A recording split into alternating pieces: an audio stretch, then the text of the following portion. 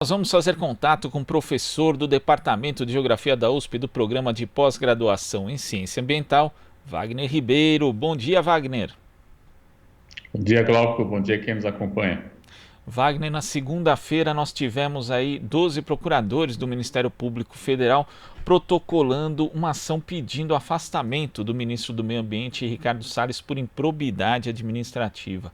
São 4 os tipos de improbidade que foram apresentados ali na petição inicial, que compreendem a desestruturação das normas ambientais, dos órgãos de transparência e participação, do orçamento e da fiscalização. Como é que você viu essa atitude dos procuradores, Wagner? Veja, Glauco, eu vejo como uma atitude importante, né, que, na verdade, reafirma aquilo que nós estamos comentando já desde o início do governo Bolsonaro, porque, de fato, a gente assiste esses 4 aspectos levantados aí pelo Ministério Público no cotidiano, né? O desmonte da fiscalização, especialmente, a punição de agentes do IBAMA que estavam exercendo a sua função pública de salvaguarda das questões ambientais. Além de tudo, né, aquela famosa reunião de abril que foi tornada pública, enfim, então a gente assiste, infelizmente, uma série de ações do ministro que mostram que ele não está preparado, infelizmente, para exercer a função. Eu até logo no começo, não sei se você se recorda, eu dizia, bom, se ele quiser bater um papo, dialogar um pouco sobre as questões ambientais, teria porque a gente conhece muitos advogados ambientais que trabalham com as questões, tem uma referência, tem uma reflexão sobre esse tema. Não parece ser o caso do senhor Ricardo Salles, porque de fato ele não cumpre, né, aquilo que se espera de um ministro de Estado. Tem até gente falando do ministro do Desambiente, enfim, eu não vou entrar nesse tipo de discussão, mas de qualquer modo eu diria que, lamentavelmente, né, as ações que ele adotou são de fato indicadoras de que ele não está cumprindo com um artigo 225 da Constituição, que é preservar o ambiente para as gerações atuais e para as gerações futuras, né? E todo esse desmonte do licenciamento ambiental, que também está sendo proposto via Câmara também, né? Ele poderia ter um papel de protagonismo melhor, né? E aí a gente tem as repercussões, infelizmente, Glauco, dessas ações, ou da falta de ações, na verdade, efetivas, que é, por exemplo, dentro do próprio governo, a criação do Conselho da Amazônia já é um indicador de que ele perdeu espaço, né? Ainda que, do meu ponto de vista, o Conselho da Amazônia também seja mais para inglês ver, né? Mas, curiosamente, nem os ingleses estão gostando, né? Nós tivemos, no mês passado, pela terceira vez, um conjunto de investidores internacionais que disseram claramente, olha, se não houver um controle do desmatamento da Amazônia, nós vamos deixar de investir no Brasil. Nós alertávamos sobre essa possibilidade já no ano passado, né? Se você se recorda. E agora, recentemente, na mesma segunda-feira, nós tivemos essa manifestação do Ministério Público, um conjunto de empresários, e aí envolvendo inclusive empresários internacionais, mas que atuam no Brasil, que já atuam no Brasil, encaminhou uma nova carta dizendo, olha, se vocês não fizerem nada, nós vamos ter dificuldades, porque nossos produtos podem ser retalhados externamente, né? O Brasil pode sofrer sanções comerciais a partir da falta da ausência de controle do desmatamento. Isso realmente também era esperado, uma dúvida, né? Hoje em dia, com a informação veiculada em tempo real e com todos os sistemas produtivos articulados que nós temos hoje, era de se esperar algum tipo de retaliação dessa ordem. Então, eles já estão se antecipando, né? E indicando claramente de que essa ação, do meu ponto de vista, né, a permanência do ministro Salles, não dá mais, né? Ela perdeu qualquer possibilidade de gestão de comando. Internamente, quando o próprio Bolsonaro indica e cria o Conselho da Amazônia, e agora, externamente também, com essa manifestação do Ministério Público, no ponto de vista, deve ser apurada. Aí agora vão tramitar, né, quando a judicialização ela tem lá seu ritmo próprio, mas eu não tenho dúvida que as evidências que o Ministério Público aponta são bastante claras, né, e que levaria, do ponto de vista, assim, ao impedimento, né, da condição de exercer o ministério pelo senhor Ricardo Salles. E é algo, né, Wagner, que você já mencionou várias vezes, né, inclusive em seus comentários, justamente prevendo que isso aconteceria, né, a pressão dos investidores internacionais em relação à destruição do meio ambiente aqui no Brasil, com a permissão, inclusive às vezes até com estímulo do próprio governo, né. Nós lembramos aqui de declarações do presidente Jair Bolsonaro nesse sentido, incentivando inclusive invasão de terras indígenas.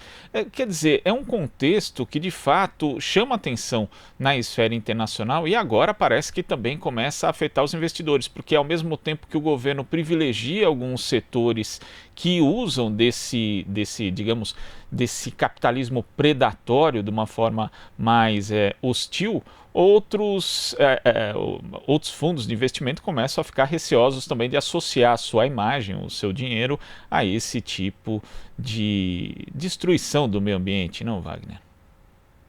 Sem dúvida, Glauco. A questão ambiental hoje ela não é mais uma moda, né? Ela está posta como uma grande questão do século XXI, porque ela diz respeito claramente à maneira pela qual nós vamos organizar a vida e, principalmente, no contexto de pandemia, eu tenho insistido isso também, nós podemos, infelizmente, por meio do desmatamento, agravar esse quadro. Imagine quando essa pluma de poluição que está lá na Amazônia, quando as queimadas vão começar agora, né? Isso pode vir a São Paulo também, pode trafegar tranquilamente pelo Brasil. Nós sabemos que esses fluxos de ar ocorrem. Agosto do ano passado deixou evidente para quem duvidava de que isso pudesse ocorrer. E no cenário, então, você tem aí mais um agravante para um quadro pandêmico, onde o aparelho respiratório é duramente afetado, né? Então, veja, e ao que tudo indica, nada está sendo feito para que a gente evite que essa mata que já foi derrubada seja queimada, por exemplo, né? Isso tem repercussões, inclusive, para além da escala brasileira, né? Nós sabemos que esse gás, esse CO2 que vai ser lançado vai para a atmosfera e vai agravar também a mudança climática. Nós estamos vendo na Sibéria atualmente, em alguns lugares, chegando a 10 graus acima do que é esperado para essa época do ano, com o descongelamento das calotas polares lá, a gente já comentou isso aqui também liberando patógenos que estão lá congelados há muito tempo. Isso também pode trazer novas fontes de contaminação, novas fontes, novos contatos com vírus que já estão na natureza, seja por meio do desmatamento, seja por meio da mudança climática. Então, essa ação ela acaba tendo, sim, interesse internacional, num momento onde nós estamos tendo que refletir claramente que é preciso tomar ações conjuntas, ações coletivas, né? Reforçando o multilateralismo, ao contrário do que alguns estão dizendo, inclusive o presidente Trump, que acenou ontem que vai sair da OMS, enfim. E a gente sabe que isso vai levar mais de ano, mas enfim, ele acenou mais uma vez, é mais um ato desesperado de campanha, do meu ponto de vista. Mas, de qualquer modo, tudo isso mostra que o mundo de hoje está interligado, está olhando para a Amazônia, infelizmente, como um grande foco de problemas que podem repercutir na escala global, sim. Isso nós sabemos, não é de hoje, e, lamentavelmente, o Brasil volta, né, sobre a mira de investidores internacionais, mas também de outros países que vão dizer, bom, já que vocês não cuidam da Amazônia, nós teremos que fazer isso, o que é lamentável e, do meu ponto de vista, inadmissível. Nós não podemos abrir mão da soberania da Amazônia, mas, infelizmente, um governo que se diz Brasil acima de todo, Deus acima de todos, etc., não está cuidando do Brasil, né? O nacionalismo que ele preconiza, não sei qual é, inclusive porque nós assistimos também recentemente mais uma ação genocida quando ele vetou vários itens que salvaguardavam interesses de populações tradicionais, quilombolas, indígenas, por exemplo, recusando a oferecer água. Imagine você, água de qualidade, oferecer internet, oferecer serviço de assistência a essas comunidades que tanto a Câmara quanto o Senado haviam aprovado. Então, isso tudo, do meu ponto de vista, delineia um perfil de gestão, infelizmente, e que tem repercussões, sim, internacionais, né? Mas agora também nacionais. Veja, nós tivemos, segunda-feira, um grupo de empresários que atuam no Brasil, que estão preocupados, já que, evidentemente, né, se as suas marcas forem associadas a esse tipo de ação, a retaliação vem. O consumidor brasileiro ainda não é muito reativo a esse tipo de ação, mas nós sabemos que nos Estados Unidos da América, principalmente na União Europeia, os consumidores, eles associando uma marca a um determinado tipo de manifestação, eles deixam de comprar simplesmente. Se o Brasil tiver algum tipo de restrição à exportação de soja, por exemplo, isso vai impactar duramente a nossa economia, né? Então, no momento que nós já estamos debilitados. Portanto, que todo esse cenário que está sendo posto é um cenário que prejudica, sim, o Brasil, prejudica a nossa inserção no mundo globalizado e que, do meu ponto de vista, tem que ser cessado imediatamente. E a gente não assiste nenhuma manifestação clara dizendo, olha, faremos isso, vamos tentar aquilo. Existem experiências importantes? Existe. Tivemos o Pacto Amazônico, de 2005 até 2012, andou muito bem, houve uma redução importantíssima do desmatamento, portanto, há uma experiência histórica que pode ser retomada, aí tem que se dar crédito. Foi feito no governo Lula, até o primeiro governo da Dilma, enfim. É preciso dar crédito, preciso reconhecer, né?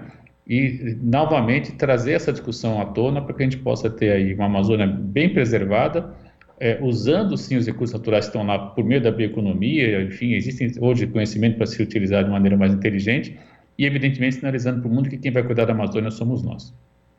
E Wagner, um episódio bem emblemático, inclusive, dessa postura do governo Jair Bolsonaro em relação ao meio ambiente, ocorreu justamente no mesmo dia em que o Ministério Público Federal protocolava a sua ação por improbidade administrativa contra o ministro, porque nesse dia Ricardo Salles ele acabou firmando um acordo com a mineradora Vale referente ao rompimento da barragem Córrego do Feijão em 2019, firmando ali um compromisso da empresa de investimento em 250 milhões de reais relativos à indenização pelo crime socioambiental. Só que o movimento dos atingidos por barragens alerta que esse dinheiro, na verdade, vai ser seria, na verdade, um investimento em estrutura, na verdade, é por conta da mineradora ter interesse na exploração de minério e utilização da água no entorno ali de alguns desses parques nacionais. Então, quando a gente tem embates tão sérios, entre mineradoras, entre companhias que acabam aí cometendo esses crimes socioambientais como a Vale e as vítimas, as pessoas que acabam sendo alvo justamente desses crimes, e o governo se posiciona de forma bastante evidente, de um lado, a balança que já é desigual fica ainda mais desigual, Wagner. Não há dúvida, Glauco, Eu tive a oportunidade de participar de alguns debates com os promotores que estão diretamente envolvidos nas questões que envolvem essa empresa, tanto em Brumadinho quanto em Mariana, e de fato eles têm uma longa pauta de reivindicações, uma agenda de trabalho, que lamentavelmente a Vale não tem cumprido, infelizmente. A professora Andrea Azzurri também, da Federal de Minas Gerais, participou e participa ainda ativamente de discussões dessa ordem, e ela tem mostrado como toda essa movimentação da Vale, ela não consegue chegar à população, por meio de criação de fundações, etc. Esse dinheiro todo que está sendo anunciado, ele não chega à indenização, não chega a garantir minimamente dignidade para essa população que foi duramente afetada. Caracterizando o que nós já sabemos, um quadro de justiça ambiental clássico, e principalmente sem responsabilizar claramente quem degradou a qualidade de vida dessas populações, que, do meu ponto de vista, é sem dúvida a Vale, por meio da sua ação deliberada ou não, mas enfim, por meio de ações que não são condizentes com a boa engenharia, com a boa prática de mineração, e que levou certamente a esses impactos, esses dois crimes ambientais, Mariana e Brumadinho, pela ordem, como você lembrou bem. Então, anunciar isso nesse momento é, de fato, pender a balança para um lado só, quando nós temos aí milhares de pessoas afetadas diretamente, outros tantos não diretamente, mas certamente com impactos, se você pensar toda a bacia desses córregos, o Paraupebas, por exemplo, chega até o São Francisco, o Rio, enfim, nós temos aí de fato um cenário, o próprio Rio Doce, que vai até o Espírito Santo, chegando ao litoral, enfim, nós temos aí impactos de grande monta, que esses 250 milhões não representam nada, ele não é muito menor do que é necessário para que a gente possa ter uma ação reparadora adequada e ambientalmente correta, que inclusive, preciso dizer, Glauco, é lento, é um processo demorado, tem que ser feito permanentemente com monitoramento frequente. Nada disso tem sido feito, infelizmente. Tá certo, Wagner. Muito obrigado pela sua participação e até a próxima. Até a próxima.